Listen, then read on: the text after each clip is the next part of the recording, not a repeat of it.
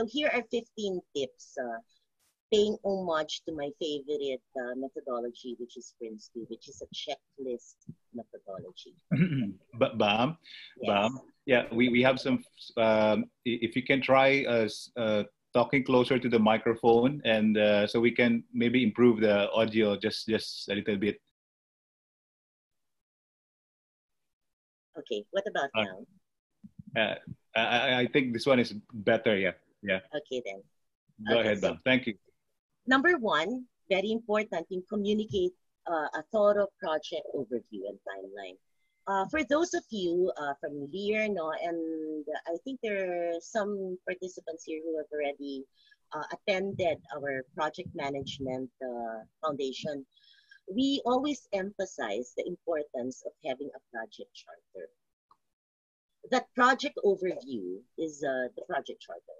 It's like some may call it an outline of the project.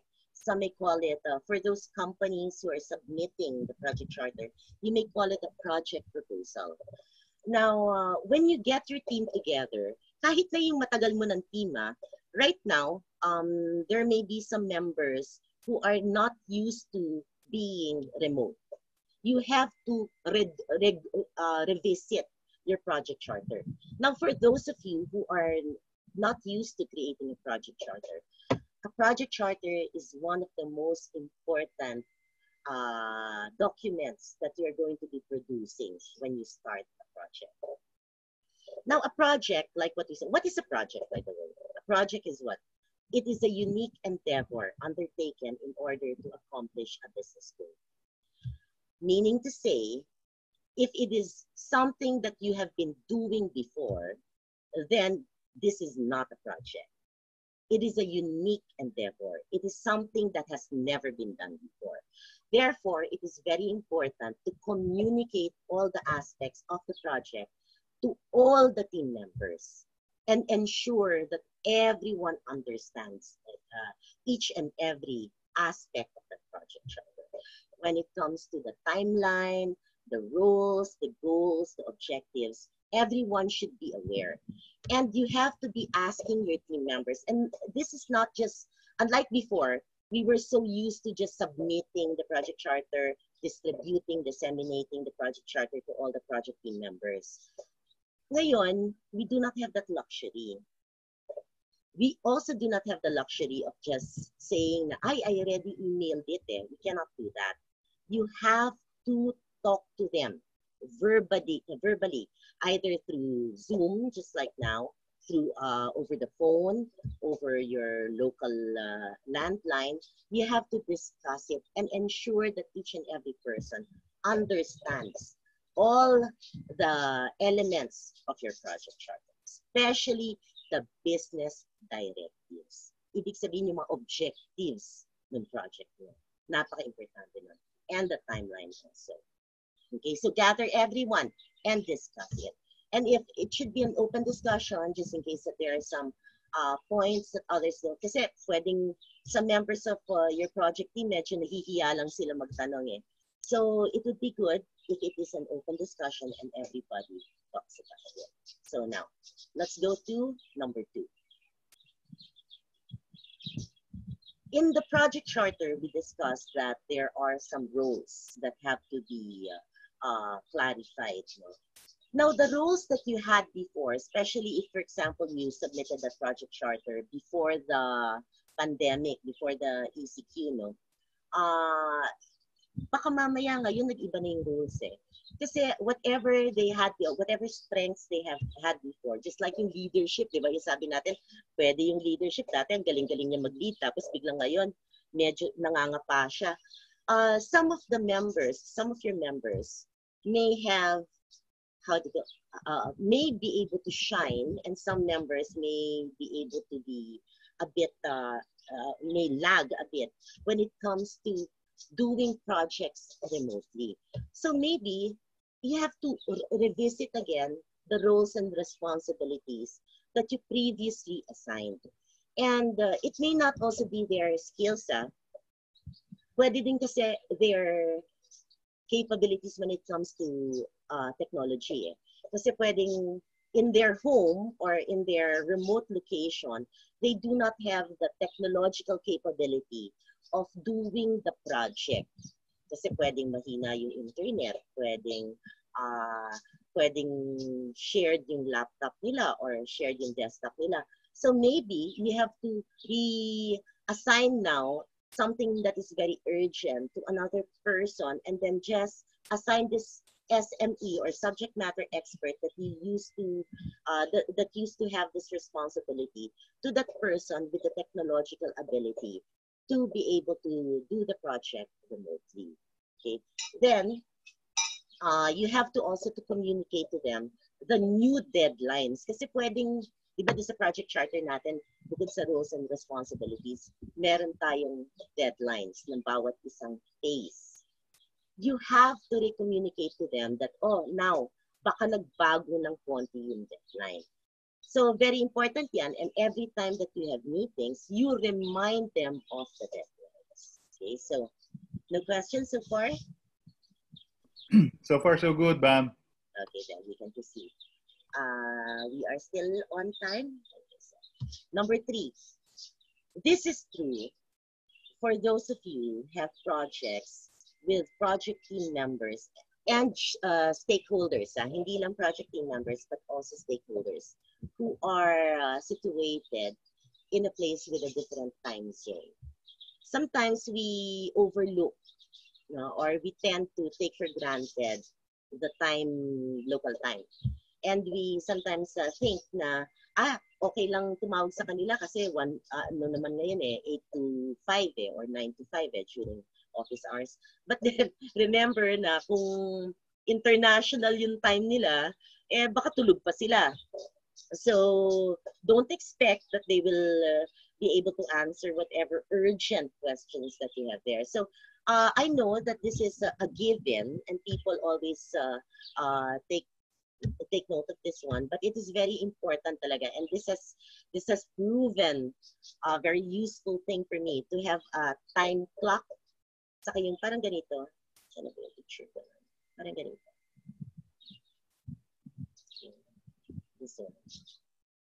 Sorry. Yan. Parang ganyan. Dashboard. Para you would know kung anong oras na ba sa kanila. Even in sending emails, you know how, kung bakit hindi ba nila sinasagot yung email mo. So, napaka-importante niyan.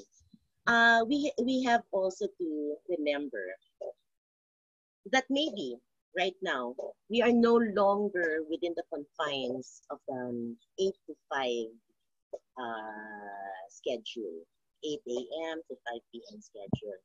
Because unlike before, wherein we had the luxury of having everyone in one enclosed environment, remember that they may be with you or they may be in their homes or in a different location. And there are a lot of distractions. Pwedeng nandiyan yung kanilang mga anak that they have to talk to. They may be distracted also by the use of technology. Somebody else is going to be using their computer. So maybe now you have to revisit also the perfect time. It may not be 8 o'clock in the morning to 5 o'clock in the afternoon. It may be 5 p.m. up, diba? Like for example, me, when is the best time? Especially for those homes na hindi naman centralized, sobrang init. Kamusta sa Cebu, Jong? Kamusta ang weather? Yeah, mainit din. Di ba ang hirap magtrabaho kapag sobrang mainit? Yep. And most of us don't have the luxury of having an aircon within the area where we're working. So maybe the most flexible time or the best time for them to produce their deliverables is during siguro mga 7 o'clock p.m. to up. No? So you have to discuss that also. Remember, right now, results are very important. So what time is going to be most conducive for the team to talk and to meet and to deliver? So remember again, we should be results-oriented. So if there are no questions, I will proceed to the next. Bam, we're getting comments, feedback from the chat group if you can still further increase your volume. Oh no. Wala yung assistant ko. What about now? If I do this? That one is better. I think that one is better. Yeah. Okay. All right. Thanks, ma'am. Okay. Kasi I usually use my my desktop, but I'm using Ted's laptop right now. Oh. So, okay. So number 4, no? Wait lang. Let me try this now.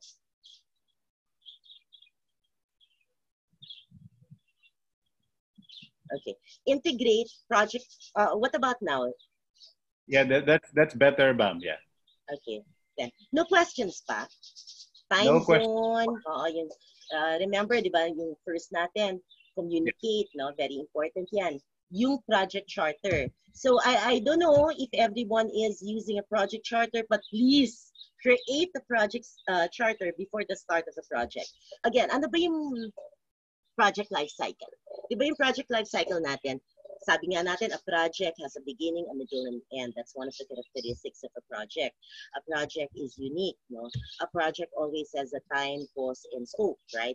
Yung life cycle natin is yung beginning, middle, and end. It is composed of initiate, yun yung you're going to start a project. Hindi ka pa nag-start, pero yung initiate. Dito ka gumagawa ng project charter during the initiate stage. No? So you have to, before you start a project, you always create a project charter. Yung number 2 natin, sabi natin na kailangan i-revisit natin yung roles and responsibilities. Kung ano man yung roles and responsibilities that we previously put in the project charter may no longer be that one, right? Yung number 3 natin, kailangan meron tayong kahit pa paano dashboard.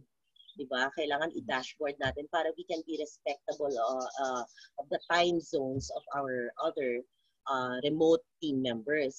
And it is also very important that we be flexible when it comes to time. Kasi pwedeng hindi na yung 8 to 5 na yung tindahan.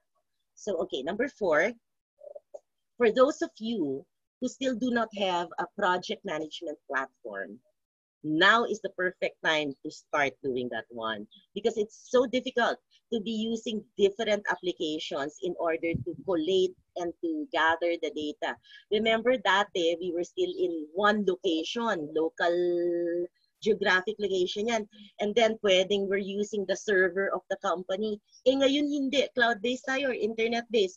So ano ba yung platform na project management na at one glance you can get the data of this other person that is safe kasi most of us syempre kasi mahal to ang platform ng project management medyo lalo na yung analytical platform no nandiyan ka ba wala okay papa-increase ko sa dapat yung sound medyo mahal to so we have to be very wary when it comes to information security especially if yun how's my volume?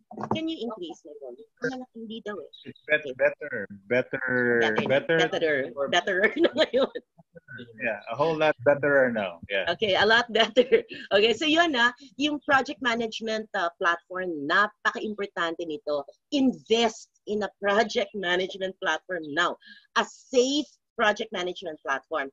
There are a lot out there, like Trello, na libre, pero ang hirap nito kasi yung data mo nasa labas and they can get your information. Remember, web-based yan So whatever you put in as your information for the freeware is not your information but belongs to a lot of, especially the owner of that application. They can easily see your information. Now also, in sending information and data to your remote team, make sure that you're using an email that belongs to your company that is secure and encrypted.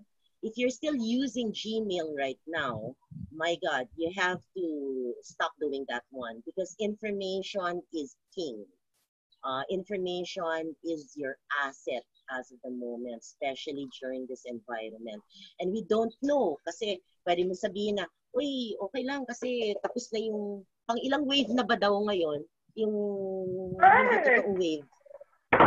Oo, di ba? Ang dami ng wave, pero this is not going to end until we get a vaccine. So, pwedeng anytime, if the number of cases increase again, and then they might announce na naman. So, you may be saying na, hindi, I will not invest in one right now. But The moment that somebody gets wind of your information, your company is going to be in peril.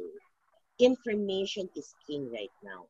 Invest in a platform that is secure, encrypted, not only for your emails, but also for all the data that you have, all the information. What's the difference between data and information? Information is processed data. Kahit kasi yung data lang eh, they can discern something out of that data eh, kahit hindi pa siya information. So, invest in this one. Ang hirap din kasi na yung meron kang iba-ibang apps, ang hirap ipagsama, lalo na ngayon na you are remote. So, everybody will be struggling and time is of the essence. So, if there's no question, I will proceed to the next. Go ahead, Bam. Yeah, we're good. Thank you, Bam. Okay, ensure frequent communication. Remember, diba you have, din sa start, initiate, diba you have your project lifecycle, you have the initiate, then you have to start, then you have monitor and control, and then you have close. Yun yung project lifecycle mo. You create the project charter in the initiate stage. When you are already starting to plan, you go to the next already. You create now your PID or your project initiation document. So iba yun sa project charter. Yung project charter mo, ito yung sinasubmit mo dun sa project board. Okay, ito yung parang proposal. Sinubmit mo sa project board ngayon project charter, nandyan yung overview. Diba? After that one, kapag in-approve nila yung project charter, you now create a project initiation plan. Ito yung bago yung detalyeng plan, no? In your PID, you now have a portion there that you call your communication plan. Yung communication plan nyo ngayon dito is composed of lahat ng project team members, pati, I'll correct myself. Not only the project team members, but also all the stakeholders of your project. Ano ba yung stakeholders? Sino yung stakeholders? Yung stakeholders, hindi lang ito kasama yung project team. Lahat na involved dun sa project.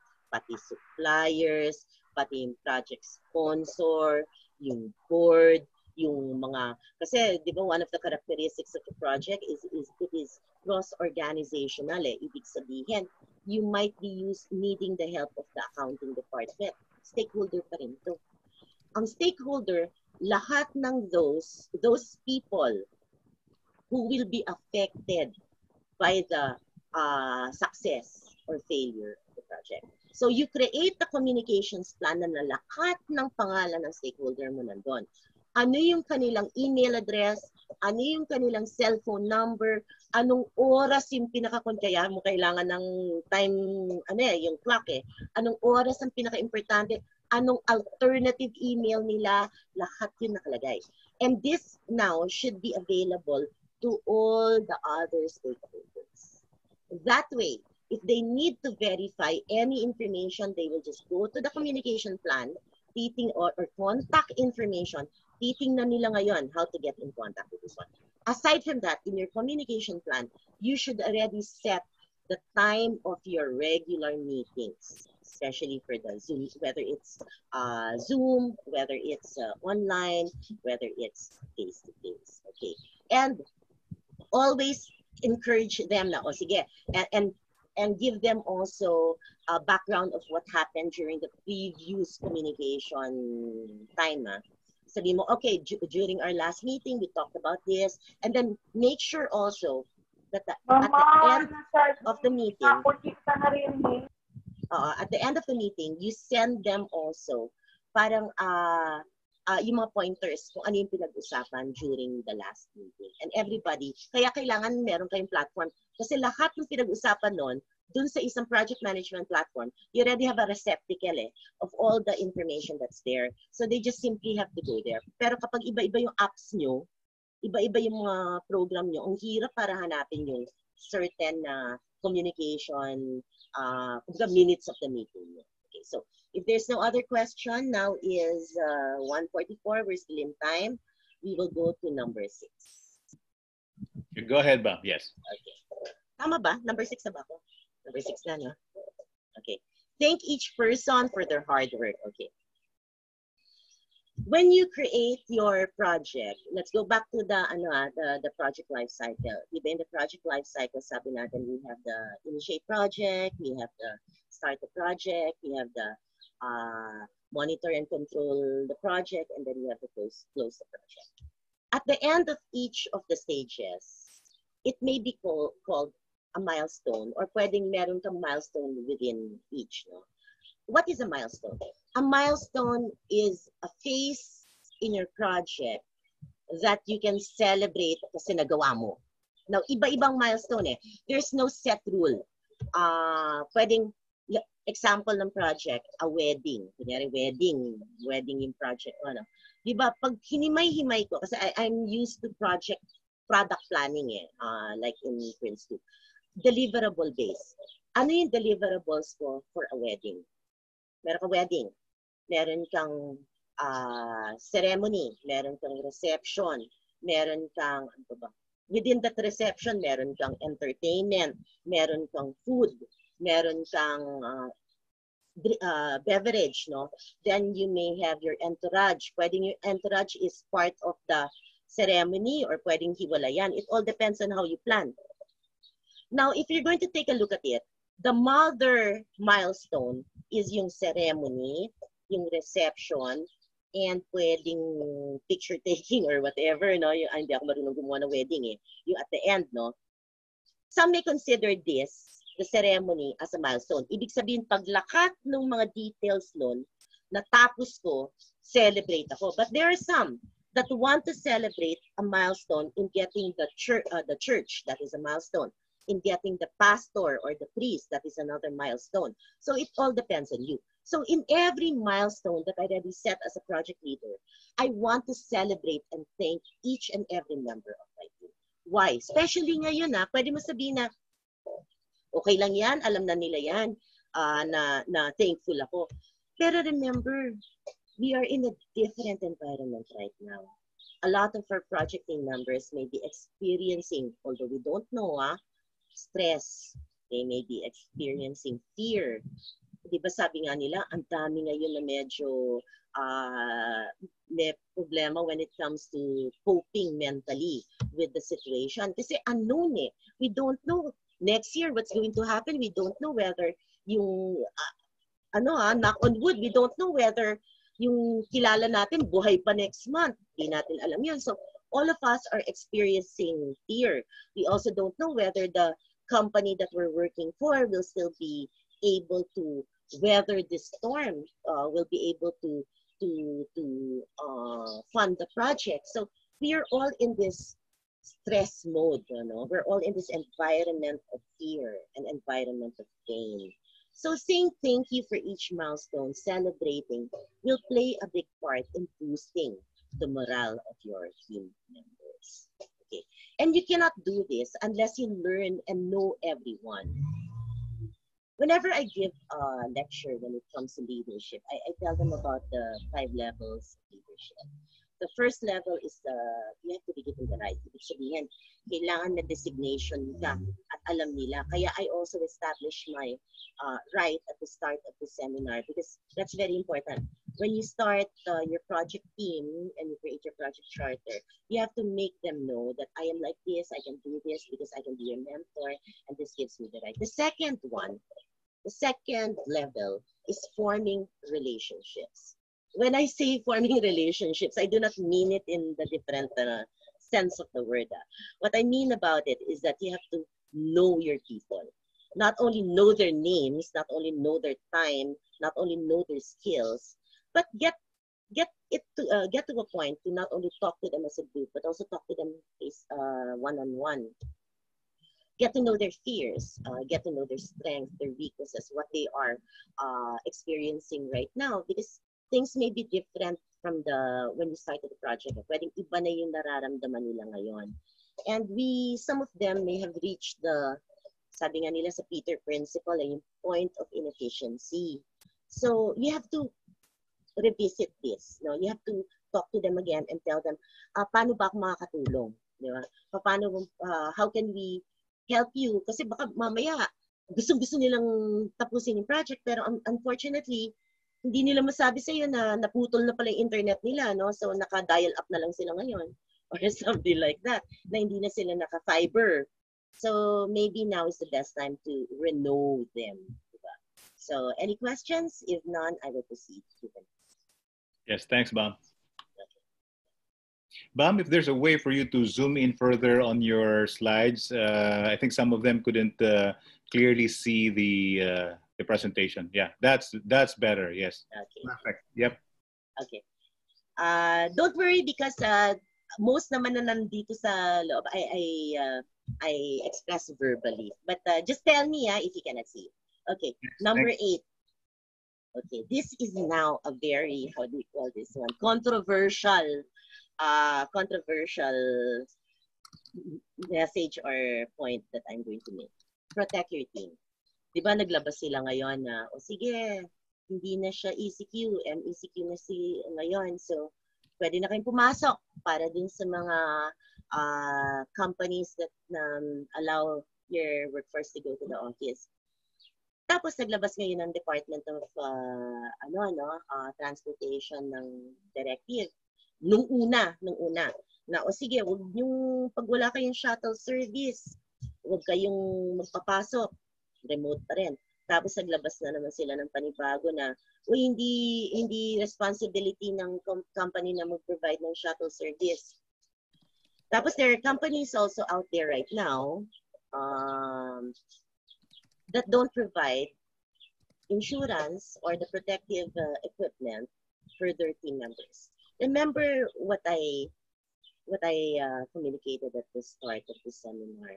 The delineator of success of companies right now are no longer the products. It's not your deliverable. It's not the product that you create or kapag waterfall kayo yung deliverable nyo at the end, kapag stage gate kayo yung deliverables in between. No? It's the people that matter. Your people that matter. And this is the time that this is going to be tested. And you may, if you do not protect your team, you may be losing that biggest asset that you have in your company, your people. So, revisit your risk register. Tingnan mo ngayon, kung kasama ba yan sa risk plan mo. Nilagay mo ba yung insurance? Or kailangan ba i-reshuffle mo? For those who have transportation, their own personal transportation, baka kailangan gawin mo sila yung tiga-deliver ng work package na kailangan mo nito dun sa client, right away. So you have to redo this one. Do not think na kailangan namin to produce this So hook or by crook, do or die, pumasok kayo. Wala tayong budget to do the insurance. Wala tayong budget to repair. I know that some companies, this is a very sensitive topic, but I have to put it out there because your people are in pain. A lot of your team members are in pain right now. When I say pain, it doesn't mean physical pain only. No, it may mean emotional pain. And they all fear what is going to happen, and they fear for their safety. Because jobs, you can have another project, another job, but life is of the utmost importance right now. So protect your team. That is very important. If you have to come up with an insurance, if you have to come up with a safety pack that you have in your office right now, then now is the perfect time to do so. Tapos, you revisit your risk register.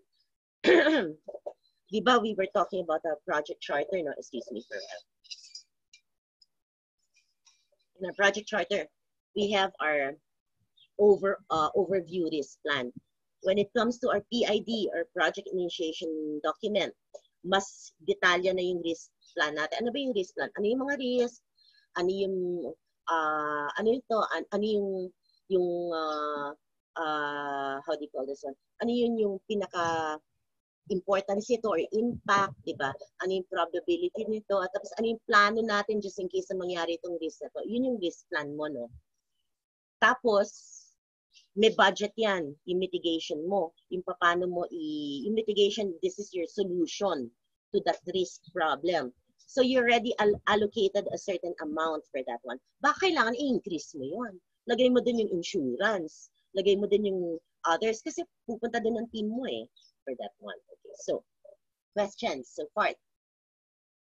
Jong. All good, Bam. Thank you. All good, Bam. Thank you. Naman. Okay. So, like what I was saying, revisit your risk register. Very important this. This point is very important. No? Tapos, i-represent nyo, present again to represent it to your project board. Kailangan to Leadership in action tayo ngayon, leadership in crisis. Alam ko na mahirap na humingi ng budget sa project board, pero kailangan We have to ask an additional budget na nakalagay sa ating risk register in order for us to protect our team, in order for us to protect our most valuable asset of our project. So we need to do this. Remember also, kasi pwede nyo sabihin, baka mamaya matigil yung project, dadating tayo dyan. Masyadong mahal kasi yung insurance Masyadong mahal kasi yung magpro-provide ako ng kotse para sa lahat ng team members. This is where leadership comes in. Taking a look at your overall project, finding out how to, sino ba i-assign ko na pwedeng na yung mga hindi high risk. Kung yung dati, although pwedeng yung SME mo dati na in charge yung subject matter expert mo na in charge sa deliverable, pwedeng high risk group siya Meron na siyang high blood, medyo nasa 50 plus na siya, o kaya pwedeng bata pero may asthma. So, baka kailangan i-revisit mo yan, o kaya i-increase mo, o kaya bigyan mo siya ng insurance kasi ang mahal magkasakit ngayon. It may reach from, tanda mo, pag na-hospital to, pinaka-minimum niyan, 2 milyon. Diba? Pero ang insurance magkano? Pag nag-group insurance ka, or that will only cost how much? Pero, ang tingin mo dan, that now goes to number 10. Baka mamaya, i-pause or freeze mo yung, consider this, na maybe now is the best time to freeze your project or just pause, diba? Until the time na it is safe already for them to travel or go to the place where they're going to submit the deliverables. Diba? So, have conversations, yes. Yes, Bam, there's a quick question here. Going back to your tip number 6 on project communication. Let's go there. Yes, so I think tip number 6 is on how do we communicate with the members of the team. Number 6 ba or? Yeah, I think this is in relation to number 6, by the way.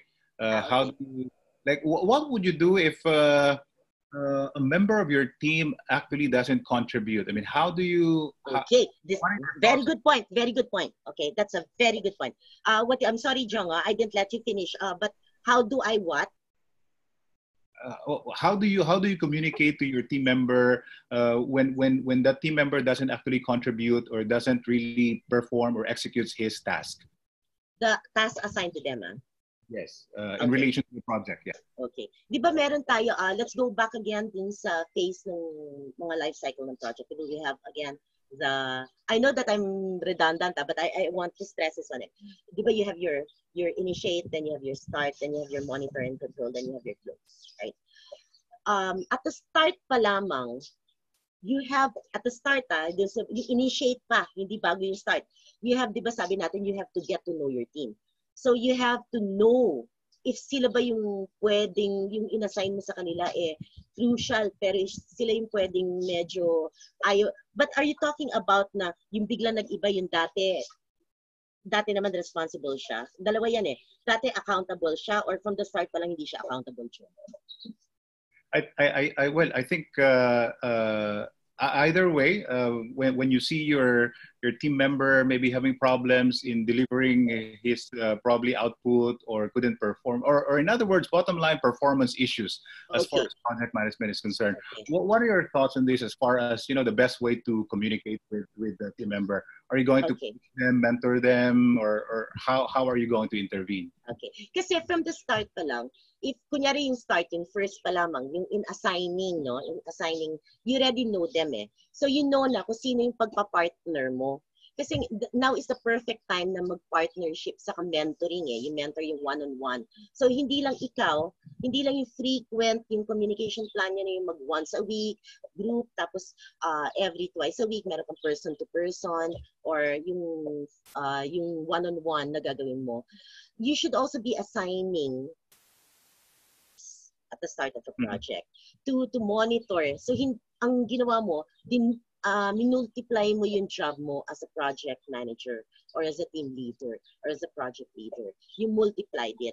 So mentoring now plays a big part in this managing remote teams. Now, yun yung at the start. Okay, yun yung kaya kanina I was asking whether are you talking about somebody at the start of a project or someone who used to be very good, and then right now, biglang hindi na sila nagde-deliver. Now, let's go to the second scenario.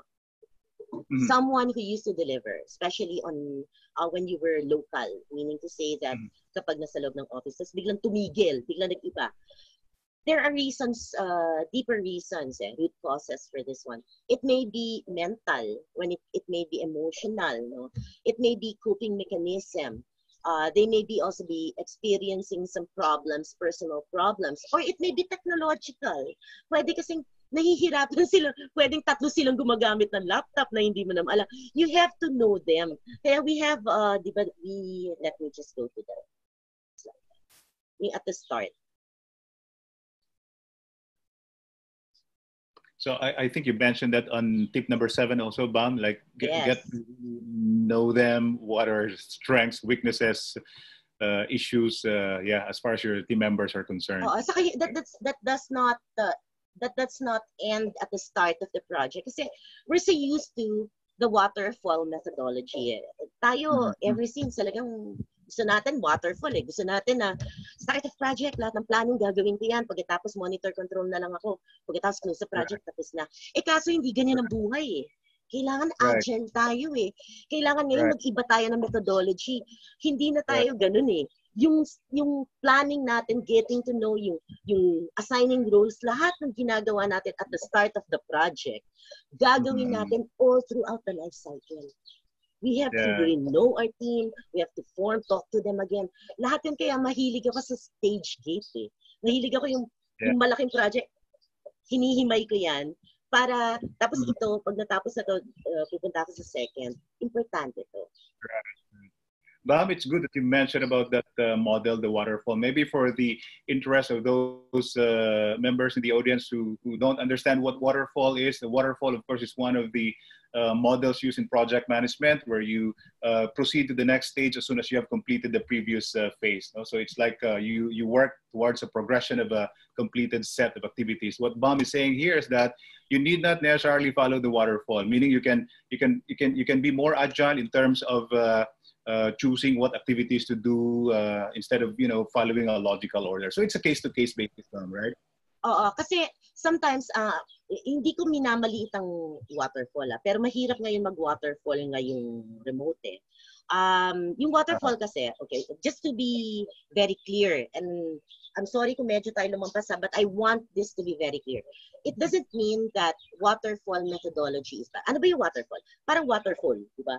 Lahat ng plano gagawin mo at the start, yung sa taas. Tapos, itetest mo lang yung product mo at the end, kapag tapos na lahat. Paano kunyari, pagka-test mo may mga problema, di balik ka na naman sa planning stage, di ba? Di sa start na naman. Costly to. Tapos, pero you will do this, you will make use of the waterfall methodology for the short projects and those projects that you're so used to doing already because it saves on time. Ang agile naman or stage gate or use case methodology or Prince2, ito yung mga hinihimay mo yung project sa maliliit na project. Tapos, para ka nag-mini waterfall sa bawat isang milestone. Tapos, hindi ka pupunta sa second stage unless lahat ito. Tapos, i-review mo na muna. Dun sa second stage, i-review mo lahat ng mga ginawa mo dun sa first. Just in case may mga problema, balik ka na naman dun sa stage. So, circular siya. Hindi siya waterfall, pero circular. Good. Thank you for that. Thank you for making that very clear. On remote project management, what would you recommend? A waterfall or an agile project management model? It all depends eh. Like I mentioned, hindi ko minamaliit ang waterfall eh. For short projects, kunyari yung project, ano ba yung mga, bigyan ko kayo ng checklist. Taningin niyo sa sarili niyo, itong project bang ganito may katulad na dati na ginawa ko? Alam na bala ng buong team ko to. Meaning to say you're used to that kind of project. And is time of the essence. Ibig sabihin, uy, baka mamaya kailangan tapusin ko na to at kailangan i-deliver ko na kagad to. Pag ganun, pag short lang siya, no, alam na ng team mo kung paano gawin yung project na yon. Andyan na lahat ng mga inputs. Meaning to say, lahat ng ingredients, kumbaga kunyari sa cake, no, andyan na ba lahat ng ingredients ng cake ko? Pag nandyan na lahat, baking na lang pag-usapan natin for it to be clear. Kunyari, baking a cake. May recipe ka na ba? Hasa ka na ba doon sa recipe mo? Marunong ko ba mag-bake ng cake, no? Andiyan na ba lahat ng ingredients mo? Pag ganon, waterfall ang gagawin ko para mabilis. Kasi sanay na ako eh. Kapag naman, cake ulit, no? Ingredients, ay hindi, bibili pa ako. Hindi ko pa alam kung merong available na to. Ay, hindi ako marunong masyado mag-bake ng cake. Matututo pa lang ako. Ay, wala pa akong oven. Pag ganon, stage gate ang gagawin ko. Kasi, ang gagawin ko, titigil ko yung clock hanggang sa mabili ko yung oven, hanggang sa matuto akong gumawa ng cake, hanggang sa mabili ko yung ingredients. So, it's dependent. If all the elements of your project are readily available, do the waterfall. If you have a doubt, then go stage gate. Why? Bakit? Kasi time is of the essence eh. Di ba mahilig kasi ang Pilipino na time-based tayo eh. I'm sorry, John, go. As you were saying. John? Yes? Hello, hello? Yeah, go ahead. That's clear, Bang. Thank you. Okay, so clear na. Or yes. Do you have time? Kasi I want to do the analogy nung, di ba mahilig kasi tayo na yung pag gumagawa tayo ng timeline, no? Di ba sa project charter natin, yung timeline natin, we always base it on calendar days. Do not base, that's one thing that I have to emphasize in remote, managing your team remotely. Calendar days don't mean anything. Stop using calendar days. Use Mondays. Mandays, no? Tama ba spelling ko? Mondays, no? Ibig sabihin, you will only create your timelines based on the working hours, not the calendar. Kasi you stop the timing until you have all the inputs of your next stage. Eh. You're dependent on your deliverables, you're dependent on your inputs. Eh. Nag-deliver ba sa inyo yung supplier? Nakuha ba nyo? Paano kapag gusto nyo gumawa ng cake? Biglang si Shopee o Lazada hindi nakapag-deliver ng kanilang ingredients. So, dependent ka doon. Kailangan mo nang i-deliver yung cake in 5 days. Biglang hindi pala na-deliver ng Lazada o ng Shopee. Ano yun? Nasaan na ba tayong number? Nakalimutan ko. All right. That's clear, Bam. Please go ahead, Bam. I'm so sorry. What number were we already in? Number? I think you were in somewhere around 8 or 9, if I'm not mistaken. Tapos na tayo sa pause and freeze. 11 na tayo. Yung pause and freeze. Does everyone understand this one? Na just in case yung risk masyadong mahal. Kasi di ba sabi natin na mag-ano tayo insurance, protect our people, mag-ano tayo ng transportation. Kapag masyadong mahal yon o kaya pwedeng yung supplier natin di makapag-deliver katulad ng sa pag-bake ng cake ng Lazada. Consider now pause or freeze. And then talk to your board. Very important yan. Kasi yung cost of implementation yung asan na ba dito yung yan? Pwede ba mag-drawing dito? Yan. Kasi yung cost of implementation kasi yan, napakalaking bagay. So, depende yan. Baka kailangan mamaya ng konti, mag-pause and freeze ka. Okay, so, clear all drawings. Okay, so now, let's go to, okay. Bakit ang project sinisimulan? What is the essence of a project? Why do you do a project? It's because it is of use for your business. Again, let us define what a project is. A project is a unique endeavor undertaken in order for you to accomplish a goal, a business goal. Kaya ka nag-umpisa ng project kasi meron kang kikitain. Pwedeng hindi monetary, pwedeng in terms of reputation. It can be intrinsic. It can be something that is not tangible. No? So, titingnan mo ngayon, ay masyadong mahal yung insurance. Ay, masyadong mahal yung technology na kailangan para dun sa aking mga team members na makapag-communicate remotely. Ay, hindi makapag-deliver yung aking mga supplier. Ay, hello, sandali lang. Kasi hindi kaya nang gawin nito ngayon kasi mental stress yung iba. Update na yung business plan mo. Yung business plan mo kasi, ito yung balik ulit tayo doon sa stage ng project. Di ba you have yung initiate, start. Ang business plan comes before you create a project charter. Okay? Ito yung business plan. Ano ba yung reason kung bakit mo ginawa yung project na yun? Ang gumagawa ng business plan, hindi yung project manager. The business plan was submitted by your project sponsor. The project sponsor is part of the project board. Your project board is composed of a representative of your main supplier, a representative of your main client, a representative of your sponsor, your sponsor. Ito yung project. Pag sinabi ko ditong it may be more than one person. Ito yung project board mo. Yung project sponsor mo, ang nag-a-assign ng project leader or project manager. So, siya yung gumagawa ng business plan. Binibigay niya ngayon to sa project leader or project manager. Yung project manager ang gumagawa ng project charter. Ang mangyayari ngayon nito, yung project manager or the project leader will go back to the project sponsor and ask them, okay pa ba yung business plan natin? Baka nag-iba na yung ating mga deliverables. Kasi ganito yun na nangyayari ngayon. Gagawa ngayon siya ng cost-benefit analysis para sa kanyang project sponsor. Napaka-importante nito. So it is the job of the project manager or the project leader to create, to redo a cost-benefit analysis, submit this now to your project sponsor so the project sponsor now can resubmit the business plan to the project board. And the project board now will report on this one, go back to the project manager, and then tell them, oops, teka, nag-iba na yung ating business plan. Ito na yung bago mga solutions. Okay, clear on that one? Questions? Please proceed. Yeah, please proceed, Bam. Go ahead. Yeah. Okay. I hope that's very important. I hope no questions. If there are questions, I am very happy to entertain them. Kasi baka mamaya medyo... if I may, because I think we're kind of pressed for time here. Okay. I have some questions here actually, but I'll just throw it at you at the end of your presentation so we can. Okay then. Number 12, no? Incorporate organizational responses. Kaya nga, Jong, dapat 2 hours. Joke lang. Okay, so number 12, no? Incorporate organizational responses.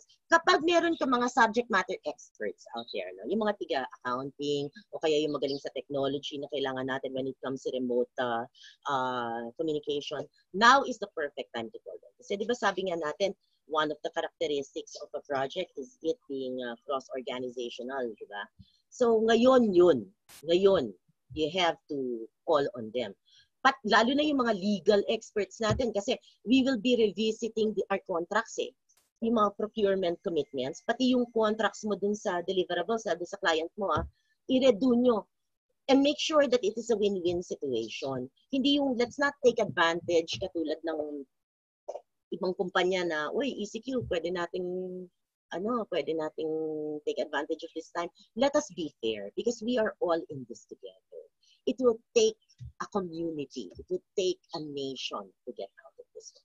A nation that is together. So very important. So maybe we can practice leadership within our own teams and maybe mahawa yung hindi lang yung ating barangay, pati yung ating bansa. Magkaroon tayo ng leader. Okay. So sorry. That was number 14. Don't bombard your team with messages and calls. Ngayon, itong computer mo, itong Zoom meeting na to is like your office. So, in case na, pati yung email address mo, it is like your office. Every time that you accept or you send an email message or a chat or whatever, it is like, it's tantamount to opening the door of the person's office. So before sending any information, make sure, number one, that it is correct. Kasi incorrect information can break your project. So make sure that it is correct. And in case it is not, you have to go back right away. Time is of the essence, and tell them. Make sure also that it is complete, because again, all of us are stressed. So if you send something and then send something again and send something again, it may further stress your project team. So the last one, at the start of this one, this is something also which most often a lot of project leaders forget or they disregard: creating a team glossary. This is important, no? This team glossary is very important also for all the members, not only members, but also stakeholders. Kasi baka mamaya, meron doon ng mga acronyms na hindi nila maintindihan, tapos mahihiya silang magtanong. There may be some terminologies like PRINCE2, like characteristics of a project, iron triangle, na pag sinabi lang, oh, you're not meeting your iron triangle. Ano ba yung iron triangle? Yun yung cost, yung scope, saka yung timeline niya, di ba? So, yun yung iron triangle, tapos meron pang quality, no? Yung sa gitna. You have to make this very clear to all the members, not only your immediate team, but also your stakeholders. So you are all talking about the same thing. Because communication, like I said, is one of the most, if not the most important, dito sa ating managing our remote teams. Okay, so before I conclude, Jong, any questions? We can entertain some of the questions right now. All right, sige. Bam, one of the questions here, it was actually posted earlier, is would you, can you recommend the project management tools? that was I knew it, no? We're not allowed kasi, di ba, to recommend a certain tool, but I have a list, no? And if you want, Jong, we can send it to them, not announce it here. Kasi yan ang sa PMI, we cannot recommend actually a particular tool. But what I can tell you, no, is this one. I can send you a list. I do not suggest those freeware project management tools. And I don't suggest also having different apps. Kasi a lot of us are using, kunyari, Excel. Tapos biglang may okay lang yun, no? Unfortunately, remote management ang ginagawa natin yun. Ang hirap pagsama-sama nun eh. But there are a lot of perfect project management platforms. This is one way to find out if it is good. Two ways pala. Okay. Nagbabayad ka. Number one. May bayad yan. Number two, analytical siya. Ibig sabihin, hindi siya basta receptacle ng information. Nag-a-analyze. It has a function to analyze your information. So, yun yung dalawang parati kong inaano. Ay, pangatlo pala, secure. Siyempre, pag nagbabayad ka, most secure. Pero, manigurado ko na rin na secure yung information. Okay. And then thank you for that, Bam. Thank you for so we'll just wait for that list and share it with our audience. I have a favorite one. Pero, right. Fantastic. Okay. Bam, can you expound on tip number 13? 13. Yes. Procurement. Okay. In project, kasi iba yung contract management sa project management, right? Sometimes pinagsasama natin yan eh. A contract plays a big part, and contract management is one of the knowledge areas of project management. Procurement, di ba?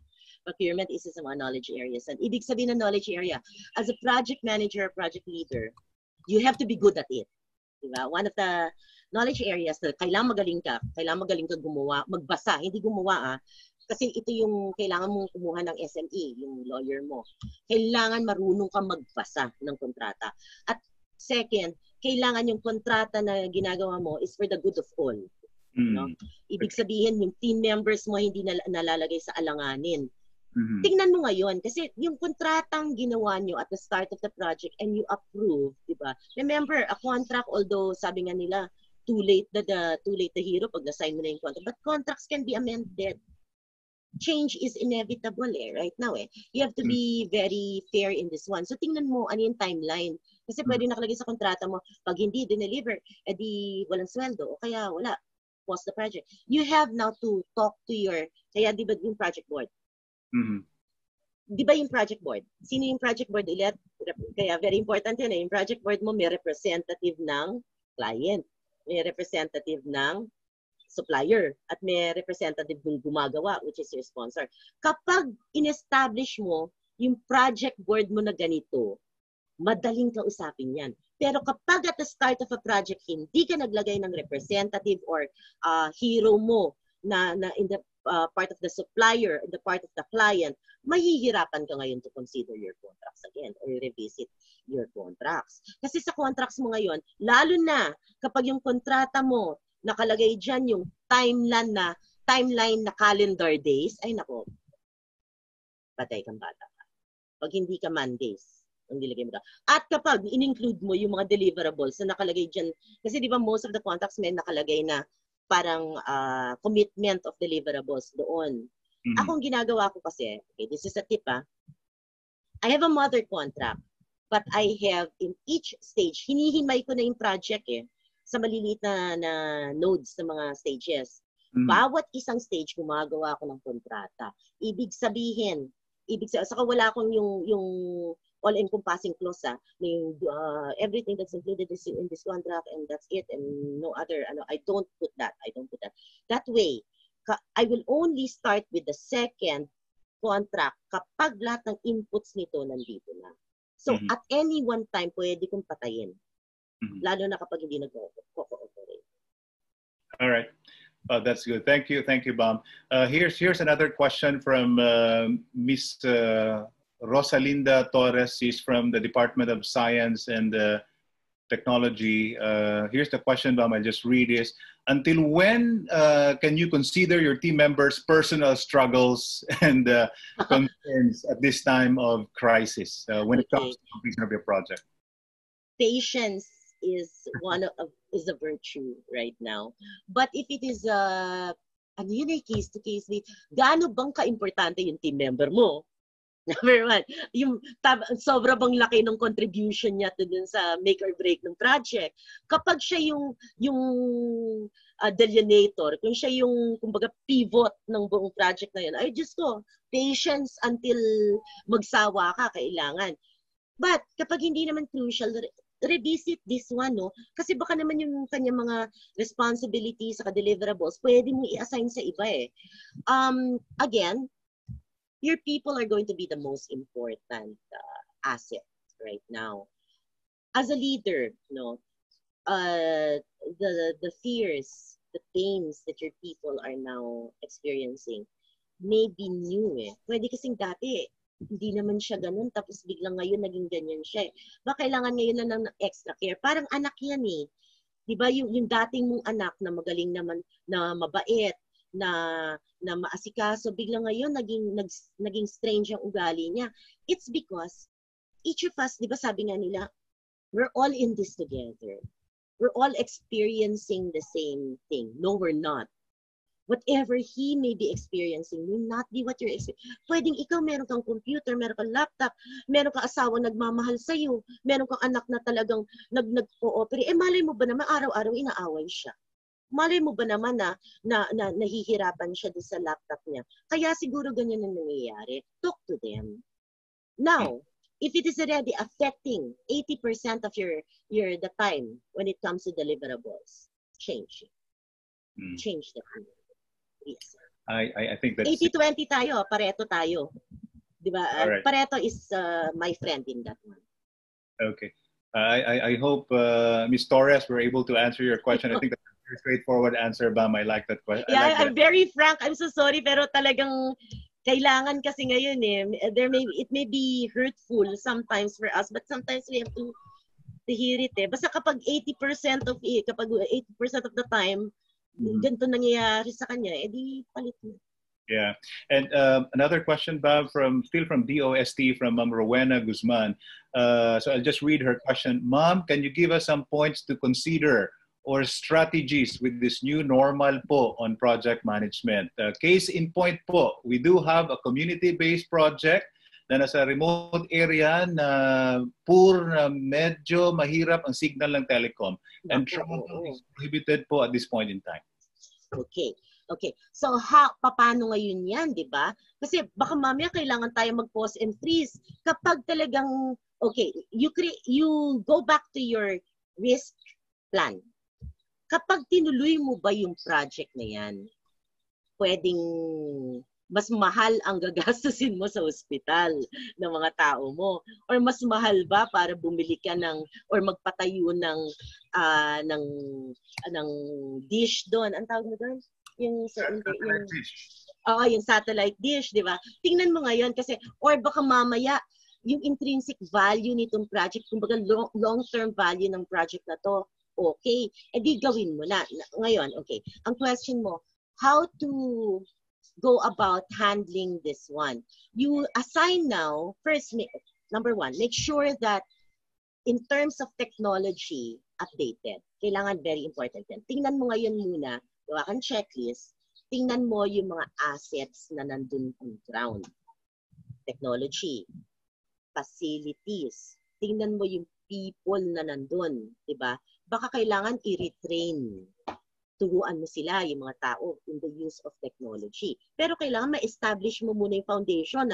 Foundation, ibig sabihin yung facility for remote managing, yung infrastructure, yung safety ng information. Only then do you proceed dun sa training ng mga tao. After nun, monitoring. Kailangan mag-assign ka ulit ng project team leader dun. Kung dati, isa lang yung team leader or manager, I interrelated the term leader and manager. It means just one thing. So, kapag dati isa lang, mag-assign ka ngayon doon. Mag-isa. Tapos, magkaroon ka ngayon sa communication plan mo ng weekly. Kung pwede nga, o daily daily communication para maano mo sila. Kasi medyo remote yun. Do not proceed. Pause and freeze if you cannot establish the infrastructure and safety of your team. Okay, thank you, Bam. I think I have last two questions here, but before I throw it at you, Bam, just a quick reminder again on our audience. We already sent the link already for the exit survey, so please don't forget to click on that link. We would like to also know what your thoughts are on this webinar. If there are topics you'd like to suggest, we can take note of that and maybe organize it. So the link is now posted by Mike, my colleague, in the chat group. And as soon as you submit your survey, we will, of course, send to you your certificates of attendance for this webinar. So, Bam, last two questions, I think. So this one is from Miss Elizabeth Aliadel. She asked this question, Bam. Messages and calls are ways to effectively communicate constantly to your team. This is, however, contradicting to tip number 14. Do not bombard your team with messages and calls. Before you answer that, Bam, there's also a follow-up question, I think related to that, from Grace Naseha. She asked this question: is it okay not to respond immediately in Messenger? Oh no, it's not. It's not okay unless, kaya nga, very important at the start, the project manager should create the communication plan. I will proceed that from there now and then answer the other question. Very important at the start, when you create your project charter, after creating your project charter, and it is approved that you create your PID, project initiation document. In your project initiation document, you have your communication plan. Andun yung mga oras, kung kailan yung best. Pag nakita mo, na magsisend ako ngayon ng message, doon sa part pa lang kasi ang communication is, you have the sender, you have the message, you have the receiver, no? It starts with the sender, eh. Kailangan ikaw muna wari ka, eh. Alam mo na, kapag kasi ano ba yung essence of communication? For your message to be received. Kung alam mo naman pala na, baka mamaya, yung taong nakita ko sa communication plan ko na wala siya dito sa oras na to, or what, di mamaya ko na isend. Ngayon, on the other end, yung sa receiver, if it is of the utmost importance, it all depends on the it being critical, if it has to be answered right away, and it is to the betterment or a delineator of the success of the project, it is within the iron triangle, will it affect the time? Will it affect the cost? Will it affect the scope? Will it affect the quality? Pati yung quadrangle, yung Q sa gitna. Kapag yan, ay sagutin mo kagad. Another one, boss ko ba to? Kung boss ko to, sasagutin ko kagad. Ito ba yung pwede ba akong mawala dito sa project? Sagutin ko kagad. Is this a colleague na meron siyang urgent deliverable that I am a dependent of, yung output ko is a dependent of the deliverable, then sasagutin ko pa. Okay, now, punta ngayon tayo dun sa second one. Contradicting nung isa natin, kasama siya. But that is a very good question, no? Yung emails natin, yes, communication is of the utmost importance. But remember, the pain that people are experiencing right now, the fear, they are being bombarded by all the information. Importante that you ilatag mo sa communication plan mo kung ano yung pinakamagandang oras na mag-communicate kayo, na magsisend. Send emails, send messages. But what I want to stress here, ano nang number nga ba yun?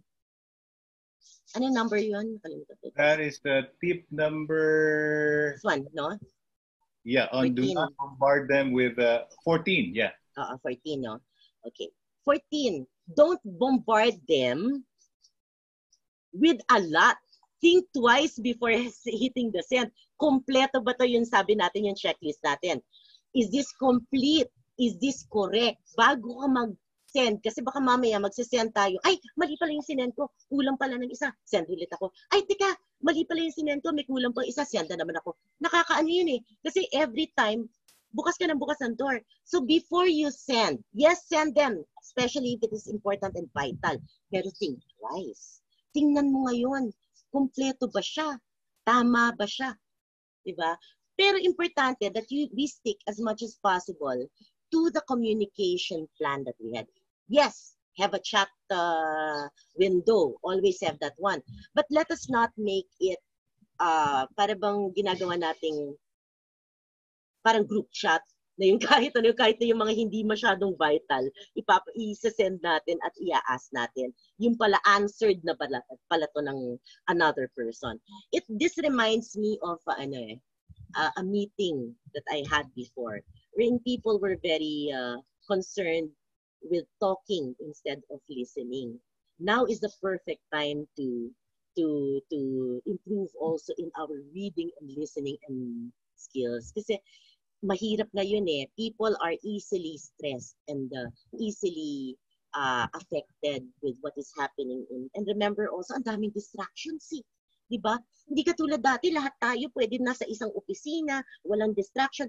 Ano natin yan eh? Safety zone natin yung office. Parang ako, pag pumunta ako ng office, ay salamat, walang magulo. Eh pag dito sa bahay, tapos ang daming naririnig ko yung ibon, naririnig ko yung aso na tumatahol. So whatever questions you may be asking, distracted ako. So kapag in-answer ko ngayon to, tapos pupunta ako sa second, tapos in-ask na naman to, baka mamaya na-answer na rin yun. So yes, very good point. Send messages. I'm so glad that you brought that up. Keep on sending because communication is very important. Pero think twice. Make sure na tama yung sinisend before hitting the send. Thank you, Bam. Wala na, John? That's all, Bam. Thank you. Okay. So, conclude tayo. Conclusion na tayo, John? Go ahead, Bam. Yes. Okay. So, or are there any points there that we do not? Do we all understand what the project charter is? Yes, no? Do we all understand what the risk register is? Yes. Do we all understand? Kasi yun yung mga importante, project charter, risk register, communication plan, yung contracts natin, yung procurement plan natin, napaka-importante niyan. Yung ating roles and responsibility, very important, considering cost and freeze, what is a business plan, hindi yung ginagawa ng project manager, pero ang gumawa na ng project sponsor, very important yan. Tapos, we have to be wary also of the different distractions that we have right now. So again, like what I said at the start of this all. Now is, sabi nga nila, this is the new normal, pero sabi daw nila na now this is no longer like before we're in this ECQ, now we have MECQ. But we have to understand that the only reason that we are in MECQ or modified ECQ right now, it's not because it's safe. It's not as safe until they actually find the vaccine. And this working remotely may be not only for the immediate future or the present. This may be something that we have to get used to for a long time. This may be the future. So as leaders, it is now that we have to be able to accumulate the skills to not only be able to lead a face-to-face local team, but to be able to lead a virtual team. Very important kasi job natin yan eh, as a leader, sabi nga natin eh. The best way to lead is if you lead by being adaptable. You have to lead right now by being able to open yourselves up to whatever changes you have to do that are out there. We have to be able to adapt to changes. We have to protect and never forget that we have to protect the most important asset of a corporation, which are your people. We are all in this together. We may not be experiencing the same pains because their pain may not be your pain. And now is the perfect time to be able to expound on the second level of leadership, which is forming relationships. Because only then will we be able to get the third, which is getting results out of this project. And only then will we be able to create other project leaders, which is the fourth level of leadership, which is reproducing yourself. And only then, when you're able to lead them, will we be able to hit the fifth level of leadership, which is respect. So good luck in managing your remote teams, and remember that we are here for you. So good luck and stay safe and never stop learning. Thank you. Thank you very much, Bam. Wow, another masterful webinar brought to you by Bam Ramirez. Kaya gusto ko si Jong, nawawala yung pains ko. Right. Again, of course, I've known Bam for quite some time now, and Bam truly indeed is one of the masters when it comes to project management. And thank you, Bam, for thank you, Jong. Love you all. Take care. Stay safe. Never stop learning. We're here for you. Thank you, Bam. Our pleasure to always have you here. And for the information of the audience, by the way, Bam and I and our team are organizing this full-blown courses on remote project management. So we'll keep you informed as to when the schedule of this full courses on remote project management. And we'll send information. You may go to our website, Facebook page, and the YouTube channel at agfconsultinggroup.com. And of course, do not forget to click on the link for the exit survey. So we'd want to know also what your thoughts are, what topics you would like to discuss right here. And again, Bam, hats off to you. Let's give Bam again another round of applause. Wonderful, wonderful webinar. We've learned quite a lot today. So I think that will be it. So thank you, Mike, for organizing this. Mike Lawrence Lumen, thank you so much. And I wish you well. You keep safe, and we hope to see you soon in our next webinar, where we're doing this every Thursday, by the way. So check on our schedule in our Facebook, YouTube, and the website. Every Thursday, we're running different topics related to management systems. Bam, what can I say? Fantastic job. Thank you. Thank you so much. Thanks for the opportunity. Stay safe, everyone. Stay safe. Bye, everyone. Love you all. Bye-bye. Bye.